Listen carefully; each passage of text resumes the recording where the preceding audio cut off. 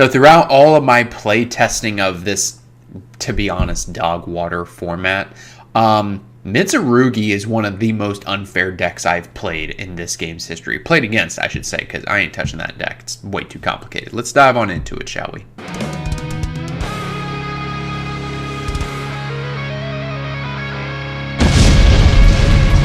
Hello, ladies and gentlemen. It is your host who has finally hit the most, Avery LR32 here.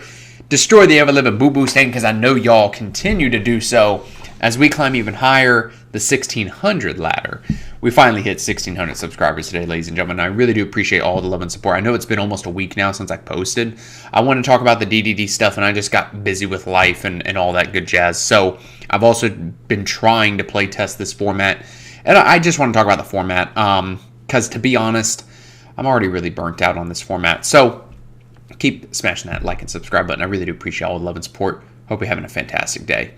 So if Draw the Out was a deck, it would be Mitsurugi. The reason why this deck aggravates me so much is because of the fact that it's a small enough compact engine where it can be splashed into other things, whether it's Rizal or insert any deck name here, to be honest, right? Like I've seen pure Mitsurugi, Mitsurugi Rizal, Mitsurugi Fiendsmith. I think there was even a Mitsurugi by Steel Fiendsmith deck that I saw at some point. I'm seeing all these different shenanigans being played with this fucking garbage deck. And the reason why it's so frustrating is because of the meme, just draw the out 5-head, applies to this deck so much as a joke more than anything. Not because there's so many outs to it. No.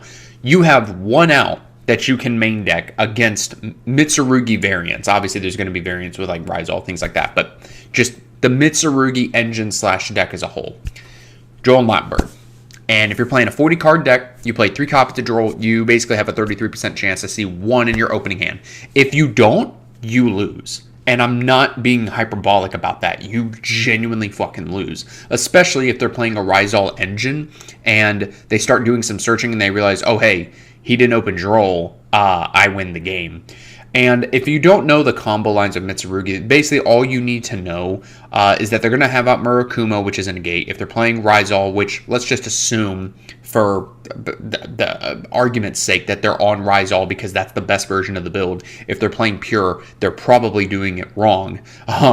So they're going to end with like Cross, Detonator. They're going to have a material on the Duo Drive, so they're always insulated from Nibiru. If you do try to nib them, that distributes their shit, so then that can potentially trigger their Mitsurugis if they haven't used the Ritual Monsters effects for when they're tributed, or even the Effect Monsters, since they say when they're normal specialed or fucking tributed. They have the Mitsurugi Wosu card, which is a Kaiju, which is insane. They tribute one of their reptiles, and then I think it says tribute one of your opponent's special summon monsters to summon this card. So Wave High King Caesar is actually really good into the Mitsurugi deck because it basically just shuts down everything. Shuts down the ritual spell, shuts down prayers because it can special summon, has the potential to.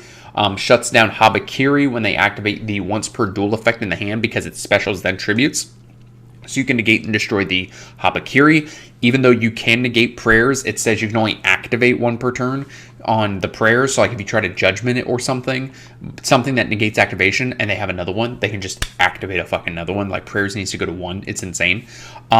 So they have ways to deal with special summon monsters, whether it's Disarray, Wave High King, what have you. And the one out that you have to the deck is Droll. That's it. And I'm sure some people are going to say, oh, well, Avery, you can play Mischief of the Gnomes. Blah, blah, blah.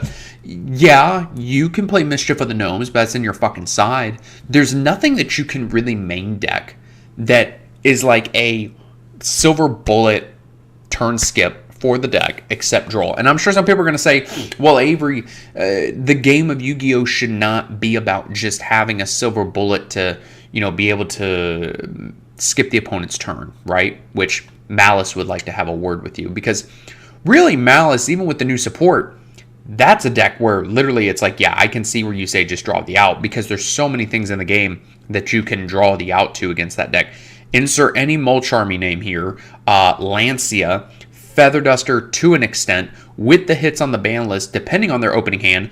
Droll does hurt them, and by extension, Nibiru can hurt them as well. Depending on where you nib, and also depending on like what other hand traps you have, right?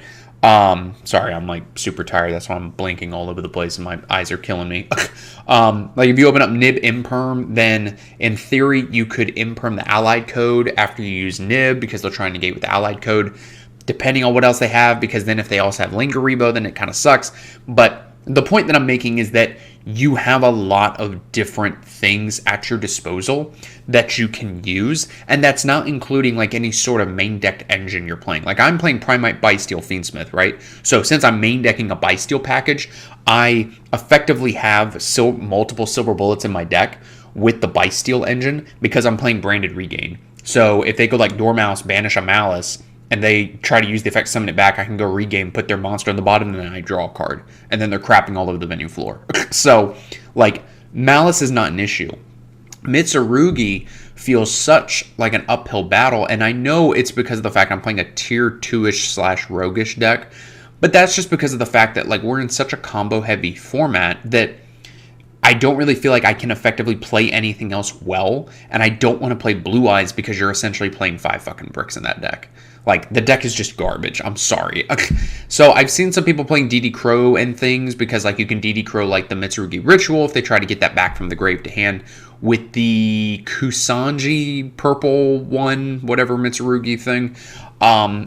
So you do have that, right? You could make the argument that, like, maybe you main deck DD Crow instead of, like, Nibiru or something, since Nibiru is not the best thing in the world. I'm even debating taking out my 2 copies of Nibs for something else, but yet Nib is really strong into Rogue. And depending on the game state against Mitsurugi, things like Nibiru can be good, but they're not going to be like a silver bullet like turn 1, right? Because they're basically always going to be insulated, right? And so I'm just sitting here, like, constantly playing against Mitsurugi, and I'm just like, this deck feels like it fucking cheats. Like, there's nothing good against this deck. Like, Bysteals are Drolls a turn skip. None of the Mulch armies the deck really cares about, depending on how it opens. Keep in mind, Mitsurugi Prayers is a quick play. So even if you go, like, say, Fua or Pirellia, it really doesn't matter. They're just going to chain the prayers, and then they're most likely going to resolve both effects because they're just playing a God card deck. Like, the board that they make is an FTK because of all of the interruptions that they have, especially if they're main decking the Purification Trap, which is basically like an Omni Negate. Infernity Barrier, I should say. What my boomer ass, right? So like even if you try and Dark Ruler them, they just tell you eat my ass and they activate the trap. Like it's fucking ridiculous. And so it really makes this format, even though it seems diverse, it's really asinine of a format. And honestly, it's a bad format because even with the diversity, it feels like Malice and especially Mitsurugi variants are so just heavy hitting and so impactful on this format that no matter how much diversity you have, at the end of the day, it's going to be Mitsurugi is the best deck to play. And if you're not playing it, then you're just doing something wrong, right? And another reason why it's a bad format too, I saw I think it was from a regional, I could be wrong, but there was a Mitsurugi, I'm pretty sure it was Mitsurugi Rizal list, side decking 3 copies of Lullaby of Obedience. And once I saw that, I was like, this format's dog shit, wrap it up, throw it in the garbage. And you're probably like, Avery, what are you talking about? Something I learned a while back that actually our friend who has now quit the game, Sally Valley D, told me was that specifically he was talking about Exchange, but you can apply it to things like Exchange, like Lullaby of Obedience. But if you ever see a card like Exchange, of all things, or Lullaby of Obedience in the format, whether it's the main or side deck, it's instantly a bad format. And that's because of the fact that everybody is playing the same deck or the same cards or the same archetypal-esque cards or the same hand traps, that those cards effectively become extenders or guarantees to hit something. So a perfect example would be, say, something like Ash Blossom, right? Everybody plays Ash Blossom. So at worst case scenario, Lullaby of Obedience is most likely going to get you an Ash Blossom. But now when you roll into a format like Mitsurugi, where there's really no good cards against the deck outside of post-siding, whether it's DD Crows, Bysteals, what have you, but there's no silver bullets, well, if you're playing Mitsurugi Rizal, you could activate a Lullaby of Obedience and call, a ritual monster that the opponent has, and then since the ritual monster can't be special summoned, they're forced to put it in your hand. So, like, there's a lot of things that you could do with that. Or if, like, you have a crap hand, but you've got Exchange, You can just exchange. You get to see the opponent's hand. They have to take a card out of yours.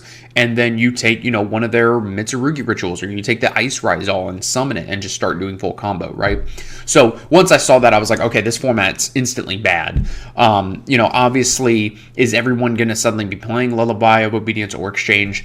Probably not, but it's the fact that you can and see success with it that shows that it's a bad format. And so the deck just feels like it cheats because of how strong it is and how versatile it is. Even whenever you open up things like Ash, Imperm, Valor, whatever the case may be, it just keeps playing through, especially with things like Nibiru, because they'll get pluses if their shit's tributed. Or with the Rizal engine being able to be splashable, they'll insulate themselves from other hand traps like Ash, Nibiru specifically, more with like Rizal Cross, things like that, to where it makes the end board that much more powerful. And so it just really burns me out on the game, and it just leaves a really bad taste in my mouth.